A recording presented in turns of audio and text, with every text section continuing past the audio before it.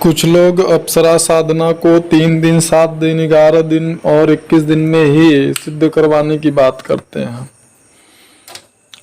हमने ऐसा देखा है सोशल मीडिया पे, तो जैसे इसकी बहार आई हुई है। साधकों को एक दिन में ऐसा ऐसा मंत्र लोग दे रहे हैं कि जिससे एक ही दिन में बहुत सारी अप्सराएं सिद्ध हो जाएं।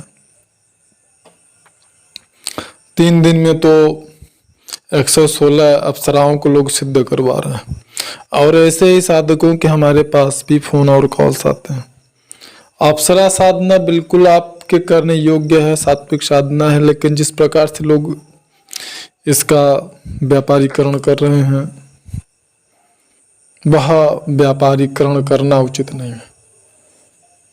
क्योंकि साधना का जब आप व्यापारीकरण करके लोगों को गुमराह करते हैं केवल और केवल अपने अर्थ स्वार्थ के लिए, धन प्राप्ति के लिए, तो ऐसी दशा में निश्चित रूप से आपको धन प्राप्त होते हैं, इसमें तो कोई संदेह नहीं। लेकिन जितना आप प्राप्त करते हैं उससे ज्यादा आपका चला जाता है, आप गंवा देते हैं। हम इस वीडियो के माध्यम से उन सभी लोगों को भी यह कहना चाहेंगे जो कि साधकों से पैसे लेकर के सामग्री के नाम पे सामग्री दे देते हैं, उसके बाद वो साधना उनकी सफल होती है कि नहीं होती है, उनका फोन भी उठाना बंद कर देते हैं सामग्री देने के बाद में, और व्हाट्सएप पर भी उन्हें किसी प्रकार का कोई जवाब देना बंद कर देते हैं।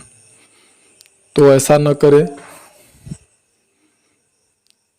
और किसी को भी अंधेरे में न ढकेले, नहीं तो जिस दिन आपको अंधेरे में ढकेला जाएगा माता रानी प्रकृति के द्वारा, फिर आपको कोई प्रकाश दिखाने वाला नहीं मिलेगा। और जहां तक कि संबंध है 3 दिन, 7 दिन, 11 दिन और 21 दिन में अप्सरा साधना को सिद्ध करने का, तो मैं यहाँ पर ये बोलना चाहूँगा कि अप्सरा साधना को 3 दिन, 7 दिन, 11 दिन, 21 दिन में जो भी सिद्ध करने के लिए बता रहे हैं वो केवल और केवल आपको गुमराह कर रहे हैं, आपको बेवकूफ़ बना रहे हैं और सिर्फ धन प्राप्ति के लिए। क्योंकि ऐसा संभव नहीं है। जैसे कि कुछ लोग अप्सरा साधना को दिवाली के दिन ही सिद्ध करवा देते हैं कि अगर दीपावली के दिन आप इस प्रकार से अप्सरा की साधना करिए तो सिद्ध हो जाए। दीपावली के दिन का जो महत्व होता है, जो दिवाली की रात का महत्व होता है, वह इसके लिए बिल्कुल नहीं होता है कि आप किसी साधना को सिद्ध कर लेंगे। मुख्यतः विशेष रूप से दिवाली की रात जो साधनाएं होती हैं, या तो वो कुछ ऐसे छोटे मोटे साबर मंत्र होते हैं जिनके द्वारा झाड़ फूक किया जाता है, अथवा जो मंत्र आपने पहले से सिद्ध कर रखा है उन मंत्रों को पुनः जागृत करने के लिए दिवाली के रात्रि का उपयोग होता है। अथवा अगर किसी भी प्रकार का कोई प्रयोग करना है, चाहे वो सात्विक हो, तामसिक हो, राजसिक हो, तो उस प्रयोग के लिए दीपावली की रात्रि का प्रयोग करते हैं, न कि किसी साधना को सिद्ध करने के लिए दीपावली की रात्रि का प्रयोग होता है। तो किसी भी प्रकार से भ्रमित न हो, भ्रम में ना रहें।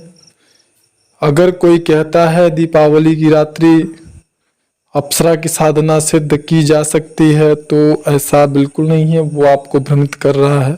सावधान रहें और अपनी सुरक्षा स्वयं करें।